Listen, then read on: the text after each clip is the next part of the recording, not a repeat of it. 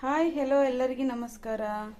ಇಲ್ಲಿ ನೋಡಿ, ಇವು ತುಪ್ರೆಕಾಯಿ. ಇದರಲ್ಲೇ ನಾನು ಬಜ್ಜಿ ಮಾಡ್ಬೇಕಂತ ಮಾಡಿದ್ದೀನಿ. ನಮ್ಮ ಮನೆಯವ್ರು ಮಾಡಂತ ಹೇಳಿದ್ದಾರೆ. ಆ್ಯಂಡ್ ಇದಕ್ಕೆ ಕಡಲೆ ಹಿಟ್ಟು ಕಲಿಸ್ಕೊಂಡಿದ್ದೀನಿ. ಆಮೇಲೆ ಇವು ಮಿರ್ಚಿ.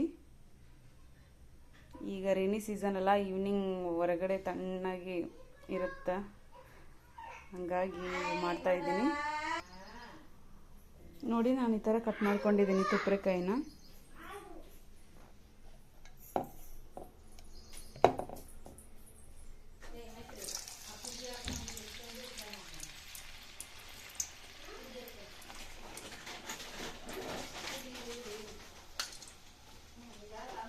ಟೇಸ್ಟ್ ಅಂತೂ ಸಖತ್ತಾಗಿರುತ್ತೆ, ನೀವು ಟ್ರೈ ಮಾಡಿ. ನೋಡಿ, ಶಾಲೆಯಿಂದ ಬಂದು ಮಮ್ಮಿ ತಿನ್ನಕ್ಕೆ ಏನಾದರೂ ಕೊಡು ಅಂತ ಕೇಳ್ತಿರ್ತಾಳೆ. ಅದಕ್ಕಂತಂದು ನಾನು ಈ ಥರ ತುಪ್ರೆಕಾಯಿ ಬಜ್ಜಿ ಮಾಡಿದ್ದೀನಿ, ಖಾರ ಇರಲ್ಲ ಅಂತಂದು. ಮೈತ್ರಿ ಹೇಗಿದೆ? ಸೂಪರಾ? ನೋಡಿ, ನನ್ನ ಮಕ್ಕಳು ಮೆಣಸಿನ್ಕಾಯಿ ಬಜ್ಜಿ ಹಾಕಿದರೆ ಈ ಥರ ತಿಂದಾಕಿದ್ದಾರೆ, ಆದರೆ ಇವು ಖಾರನೇ ಇಲ್ಲ.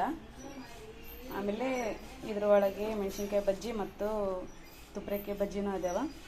ಈ ವಿಡಿಯೋ ನಿಮ್ಗೆ ಇಷ್ಟ ಆದರೆ ಲೈಕ್ ಆ್ಯಂಡ್ ಸಬ್ಸ್ಕ್ರೈಬ್ ಮಾಡಿ. Thank you.